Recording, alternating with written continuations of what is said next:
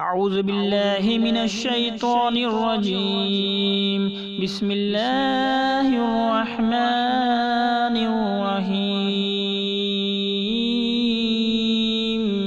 عما يتساءلون عن النبأ العظيم الذي هم فيه مختلفون. كلا سيعلمون ثم كلا سيعلمون. ألم نجعل الأرض مهادا والجبال أوتادا وخلقناكم أزواجا وجعلنا نومكم سباتا وجعلنا الليل لباسا وجعلنا النهار معاشا وبنينا فوقكم سبعا شدادا وجعلنا سراجا وحاجا وأنزلنا من المعصرات ماء ثجاجا لنخرج به حبا ونباتا وجنات ألفافا. إن يوم الفصل كان ميقاتا يوم ينفخ في السور فتأتون أفواجا وفتحت السماء فكانت أبوابا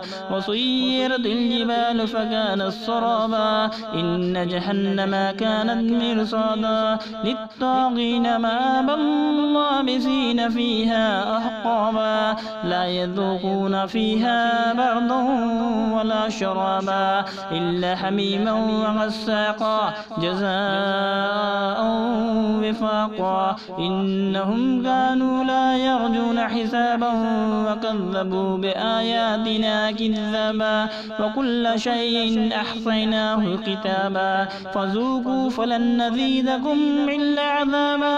إن للمتقين مفازا حدائق وعنابا وكواعب ترابا وكأسا دهاقا لا يسمعون فيها لغوا ولا كذابا جزاء من ربك عطاء حسابا.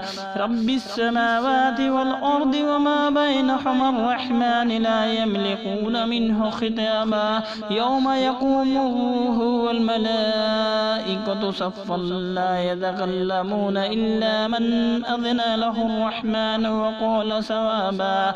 ذلك اليوم الحق فمن شاء اتخذ إلى ربه مآبا. إنا أنذرناكم عذابا قريبا يوم ينظر المرء ما قدمت يداه ويقول الكافر يا ليتني كنت ترابا.